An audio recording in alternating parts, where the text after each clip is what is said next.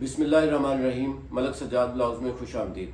सबसे पहले तो मैं दोबारा शुक्रिया अदा करना चाहूँगा उन तमाम लोगों की मोहब्बतों का जो पूरी दुनिया से हमें मैसेजेस या कॉल करते हैं। एक चीज़ मैं दोबारा कहना चाहूँगा कि हमने इसीलिए लैंडलाइन नंबर दिया है कि व्हाट्सएप इतने ज़्यादा होते हैं कि किसी एक या दो बंदों के लिए ये मुमकिन नहीं होता कि वो इतने ज़्यादा लोगों को जवाब दे सकें। इसलिए रिक्वेस्ट ये है कि लैंडलाइन नंबर पे अगर बहुत ज़रूरी आप बात करना चाहते हैं तो लैंडलाइन नंबर पे कर लें। व्हाट्सएप पे रिस्पांस नहीं मिलता तो रिक्वेस्ट ये है कि आप एक मरतबा जो है ऑफिस तशरीफ़ ले आएँ।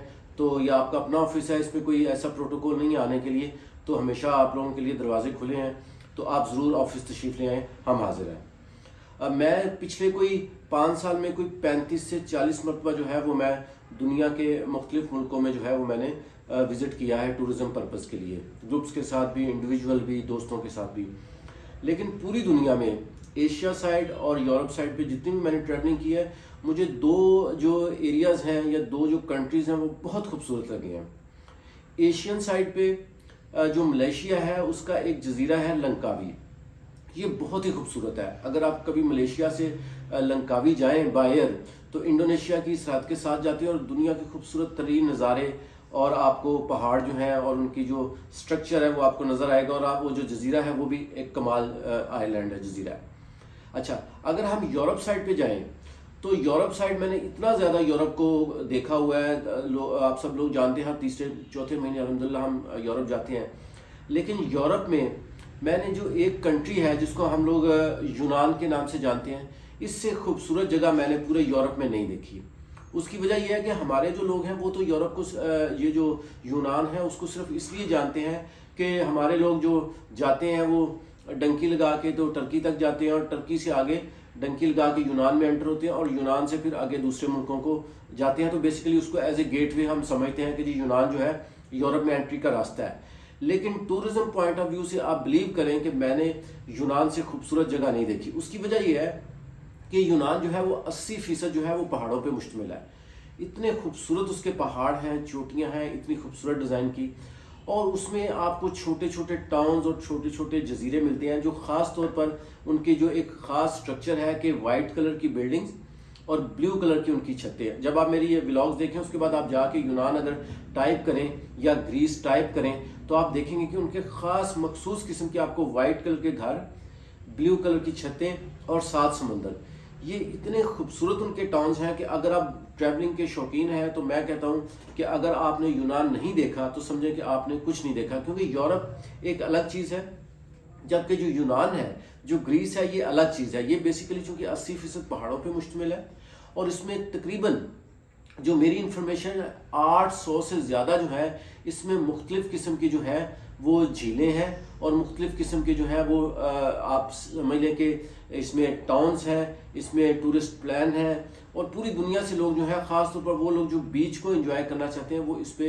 पूरी दुनिया से लोग यहाँ पर आते हैं। अच्छा, मैं कोई 6-7 साल पहले जो है वो यूनान गया था, उसके बाद मैं नहीं गया क्योंकि दरमियान में हमारा स्पेन और दूसरे मुल्कों में ज़्यादा आना जाना था। और जो ग्रीस है वो प्योरली चूँकि टूरिस्ट प्लेस है उन लोगों के लिए जो कि बीच और पानी की एक्टिविटीज़ को एंजॉय करना चाहते हैं। तो अभी जो है वो ग्रीस के वीज़े भी ओपन हैं और उसके साथ साथ उसकी अपॉइंटमेंट भी ओपन है। आपको अपॉइंटमेंट भी इजीली थोड़े से चार्जेस से मिल जाती है। तो अगर आप ग्रीस को विज़िट करना चाहें, ग्रीस ग्रुप के साथ सूरत में, यानी ग्रुप ज़रूरी नहीं कि हमारे ग्रुप के साथ अपनी फैमिली का कोई ग्रुप बना ले 4-5 लोगों का, उनका वीज़ा लगवाएं, उसमें भी लगने के बहुत ज़्यादा अच्छे चांसेस होते हैं। इंडिविजुअल लगवाना चाहें तो इंडिविजुअल भी काफ़ी हद तक चांसेस हैं कि वीज़े आपके लग जाएंगे क्योंकि उन्होंने अब एम्बेसी ओपन है और वीज़े दे रहे हैं। और तो इस सिलसिले में मेरी रिक्वेस्ट ये है कि अगर आप टूरिज्म के शौकीन हैं या आप ये समझते हैं कि यूरोप में अगर आपको एंट्री वाया ग्रीस हो जाती है और उसके बाद आपका अपना जो भी प्लान है, तो ये भी एक बहुत अच्छी अपॉर्चुनिटीज़ है, आप वीज़ा अप्लाई कर सकते हैं।